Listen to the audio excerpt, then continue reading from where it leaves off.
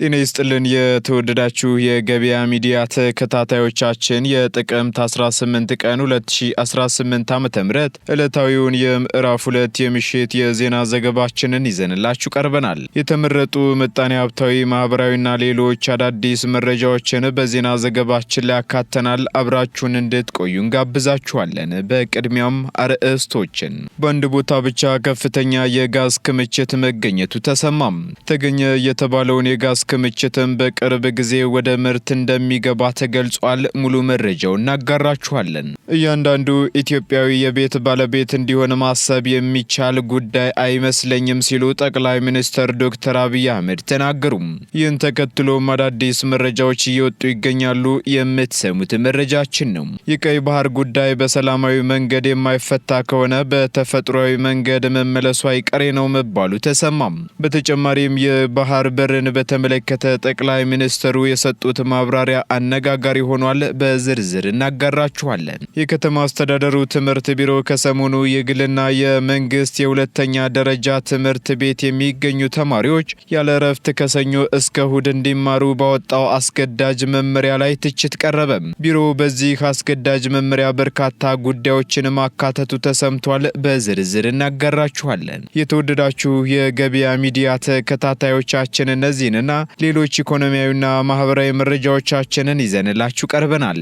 አዳዲስ እንዲሁም ትኩስ ኢኮኖሚያዊና ማህበራዊ መረጃዎቻችንን ለማግኘት ታዲያ የገበያ ሚዲያን እንድትወዳጁ እየጋበዝን በዝርዝር ወደምንመለከታቸው መረጃዎቻችን እናልፋለን። በመሃል ፒያሳ በቅናሽ ዋጋ ለሽያጭ ስለወጡ አፓርትመንት ቤቶች ሰምተዋል?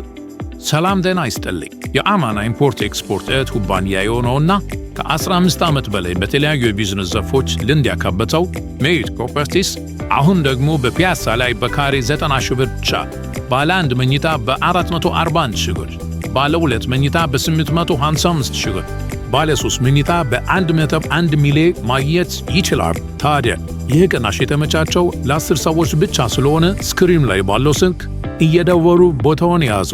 ሜሪት ፕሮፐርቲስ። ከተወገዱ ተሽከርካሪዎችና ንብረቶች ሽያጭ ከ86.7 ሚሊዮን ብር በላይ ገቢ መመዝገቡ ተገለጸ። የመንግስት ግዢ አገልግሎት በተያዘው በጀት ዓመት የመጀመሪያው ሩብ ዓመት ከተወገዱ ተሽከርካሪዎችና ንብረቶች ሽያጭ ከ86.7 ሚሊዮን ብር በላይ ማስመዝገቡን አስታውቋል። ይህም ከባለፈው ዓመት ተመሳሳይ ወቅት ጋር ሲነጻጸር ደግሞ የ125.7 በመቶ እድገት ያሳየ መሆኑን ገልጿል።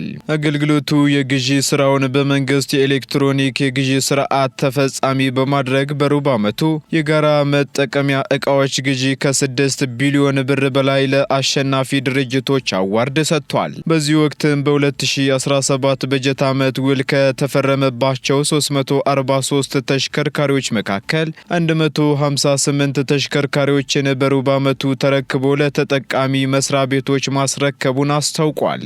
ከዚህ በተጨማሪም የመንግስት አገልግሎትና አስተዳደር ማሻሻያ ትግበራውን ከዝግጅት ወደ ትግበራ ምዕራፍ ማሸጋገሩንም ከተቋሙ የተገኘው መረጃ ያመለክታል።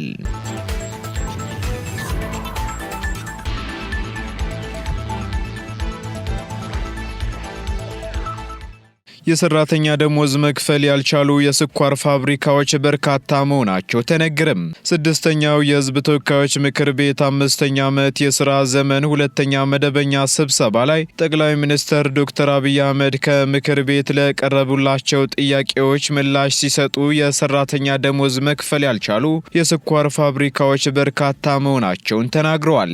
ለአብነትም ከሪፎርሙ በኋላ ወንጂ ስኳር ፋብሪካ ትርፋማ መሆን ብቻ ሳይሆን ለዓመታትም ተዘግቶ የነበረውን የደስታ ከረሜላ ፋብሪካ ማምረት እንዲችል ተደርጓል ሲሉ አክለዋል። በተጨማሪም አዲሱ አውሮፕላን ማረፊያ በዓመት ከ100 ሚሊዮን በላይ ተጓዦችን ማስተናገድ የሚችል ሲሆን ይህም ደግሞ የኢትዮጵያ አየር መንገድን በአፍሪካ ትልቁ አየር መንገድ ብቻ ሳይሆን ትልቁ የአውሮፕላን ማረፊያ ባለቤትም ያደርገዋል ብለዋል። በሌላ በኩል የዘገዩ የመንገድ ፕሮጀክቶች እንዴት ይታያሉ የሚል ጥያቄ የቀረበላቸው ጠቅላይ ሚኒስትሩ አሁን ላይ 346 የመንገድ ፕሮጀክቶች እየተከናወኑ ይገኛሉ ብለው በፌዴራል መንግስት ብቻ 1.5 ትሪሊየን ብር ወጪ የሚያስወጣ 26500 ኪሎ ሜትር መንገድ እየተሰራ ነው ሲሉ ገልጸዋል።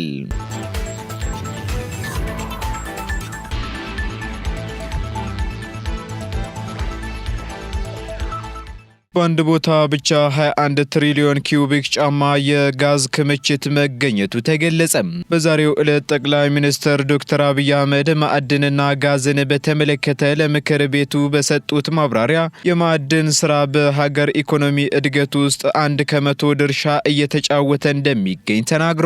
በተለይም የጋዝ ፕሮጀክት በተጀመረበት ሶማሌ ክልል አካባቢ ትልቅ ክምችት መኖሩን አስታውቀው በአንድ ቦታ ብቻ 21 ትሪሊዮን ኪዩቢክ ጫማ የጋዝ ክምችት ኢትዮጵያ እንዳላት በሶስተኛ ወገን መረጋገጡን ጠቅሰዋል። ይህንንም ሀብት ላለፉት ዓመታት ለምን መጠቀም አልቻልንም ብሎ ከመቆጨት ይልቅ አሁን ያለውን አውቆ በፍጥነት መጠቀም ከሁላችንም የሚጠበቅ ነው ሲሉ ጠቅላይ ሚኒስትሩ አሳስበዋል። በተጨማሪም ከ2 ዓመታት በፊት የጋዝ ፕሮጀክት የወሰደው አካል በበቂ መስራት ስላልቻለ ከቻይና መንግስት ጋር ስምምነት በመፈጸም ጂሲጂ ግሩፕ ከሚባል ኩባንያ ጋር ውል ገብተን በ14 ወራት ውስጥ የመጀመሪያውን ዙር አጠናቀናል ብለዋል። እንዲሁም ደግሞ ጋዝ በኢትዮጵያ ውስጥ ማምረት ይቻላል የሚለው እሳቤ በመፈጠሩ ሁለተኛውን ዙር ጋዝ ለማምረት ደግሞ ሂደቱ ተጀምሯል ብለው በ24 ወራት ተጠናቆ ሪፖርት ለምክር ቤት እንደሚያቀርቡም ተናግረዋል። በሌላ በኩል ከዚህ ቀደም ሰዎች ጋዝና ነዳጅ እናልማ ወይንም ወርቅ እናውጣ ብለው ፍቃድ ይወስዱ እንደነበር የጠቆሙት ጠቅላይ ሚኒስትሩ በርካቶች ፍቃድ ወስደው የሚያሰሯቸውን ሰው እየፈለጉ እንደሚቆዩና ስራው እንደማይሰራም አመላክተዋል።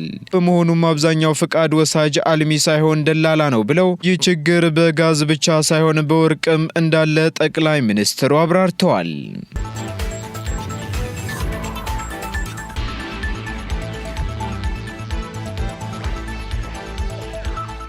እያንዳንዱ ኢትዮጵያዊ የቤት ባለቤት እንዲሆን ማሰብ ብዙ የሚቻል ጉዳይ አይመስለኝም ሲሉ ጠቅላይ ሚኒስትር ዶክተር አብይ አህመድ ተናገሩ። በዚህም እያንዳንዱ ሰው በአቅሙ ለመከራየት እንዲችል አማራጭ ማዘጋጀት እንጂ ሁሉንም ሰው ቤት እንዲሰራ ማድረግ የሚቻል ጉዳይ አይመስለኝም ብለው በዚህም እያንዳንዱ ሰው ቤት ሲከራይ ማጣት እንዳይችል የተለያዩ ስራዎች ይሰራሉ ብለዋል።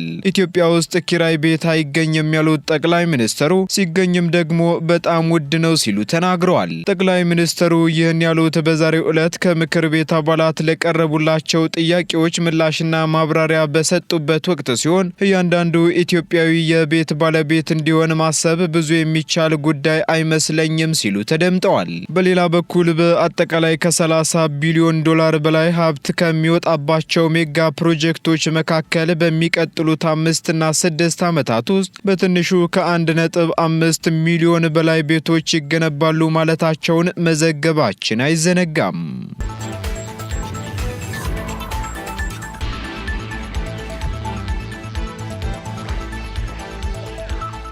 ጠቅላይ ሚኒስትር ዶክተር አብይ አህመድ የባህር በር ጉዳይ በሰላማዊ መንገድ የማይፈታ ከሆነ በተፈጥሯዊ መንገድ መመለሱ አይቀሬ ነው አሉ። ከ5 ዓመት በፊት ባህር ኃይል ያቋቋምነው በብርጭቆ ውሃ ውስጥ እንዲዋኝ አይደለም ያሉት ጠቅላይ ሚኒስትሩ ለቻይና፣ ለአሜሪካና ለራሽያ ከኤርትራ ጋር እንዲያሸማግሉን ጥሪ አቅርበናል ብለዋል። በዚህም ጉዳዩ በሽምግልናና በሰላማዊ መንገድ የማይፈታ ከሆነ አሰብን በተፈጥሯዊ መንገድ እንዳጣነው ሁሉ በተፈጥሯዊ መንገድ መመለሱ አይቀሬ ነው ሲሉ ተናግረዋል። በተጨማሪም ኢትዮጵያ የህልውናዋ ጉዳይ የሆነውን ቀይ ባህርን እንድታጣ ያደረገውን ውሳኔ ማን ወሰነ የሚለውን ወሳኝ ጥያቄ ማቅረብ ተገቢ መሆኑንም ጠቅሰዋል። ጠቅላይ ሚኒስትሩ በዛሬው ዕለት ቀይ ባህርን በተመለከተ በሰጡት ማብራሪያ የቀይ ባህር ጉዳይ ህጋዊ፣ ታሪካዊ፣ መልክዓ ምድራዊና ኢኮኖሚያዊ ጥያቄ ነው ብለን እናምናለን። ይህንንም በተረጋጋ መንገድ ማየት ያስፈልጋል ብለዋል። በዚህም ደግሞ ኢትዮጵያ ተዘግቶባት መኖር እንደማትችል ገልጸው ለጎረቤቶቻችን መናገር የምንፈልገው ኢትዮጵያ ስታድግ ለቀጠናውም ልማት ምንጭ ትሆናለች ሲሉም ተደምጠዋል።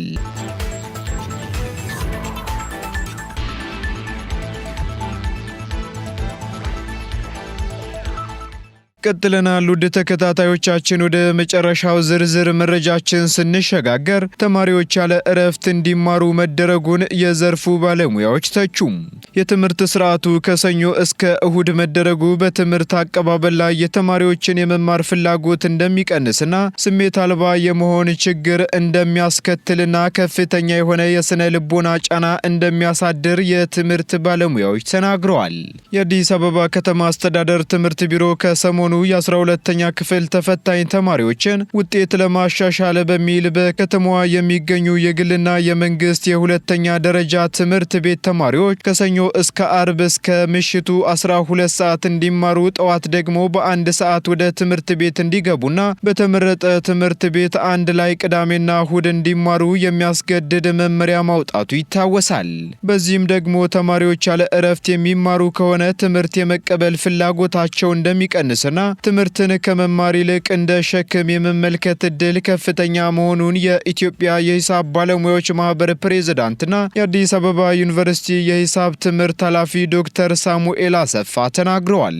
የአዲስ አበባ ትምህርት ቢሮ ይህን አሰራር እንዲወጣ ከማድረግ ባለፈ ምን አይነት ጉዳት ያመጣል የሚለው መታየት እንደነበረበት ያነሱት ባለሙያው ተማሪዎች ከትምህርት ወደ ትምህርት ያለ እረፍት መዘዋወራቸው ዝግጁ ሆነው የመማር እድላቸው ዝቅተኛ እንደሚሆንም አሳስበዋል ሲል አሃዱ ዘግቧል።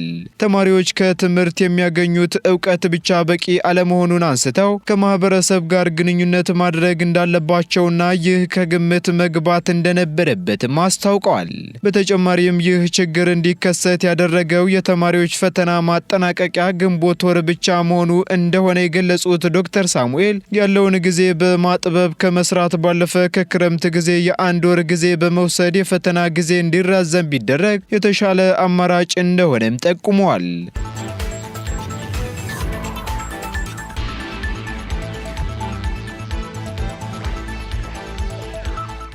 የተወደዳችሁ የገበያ ሚዲያ ተከታታዮቻችን ለምዕራፍ 2 ያዝንላችሁ ኢኮኖሚያዊና ማህበራዊ መረጃዎቻችን እነዚህን ይመስሉ ነበር። አዳዲስ እንዲሁም ትኩስ ኢኮኖሚያዊና ማህበራዊ መረጃዎቻችንን ለማግኘት ታዲያ የገበያ ሚዲያን እንድትወዳጁ እንጋብዛለን። ሰናይ ጊዜን ተመኘን። በመሃል ፒያሳ በቅናሽ ዋጋ ለሽያጭ ስለወጡ አፓርትመንት ቤቶች ሰምተዋል?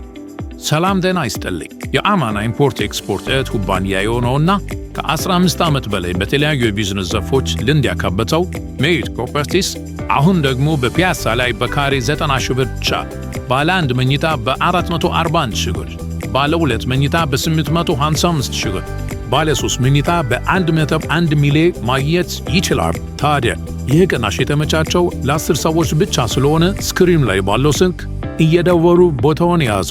ሜሪት ፕሮፐርቲስ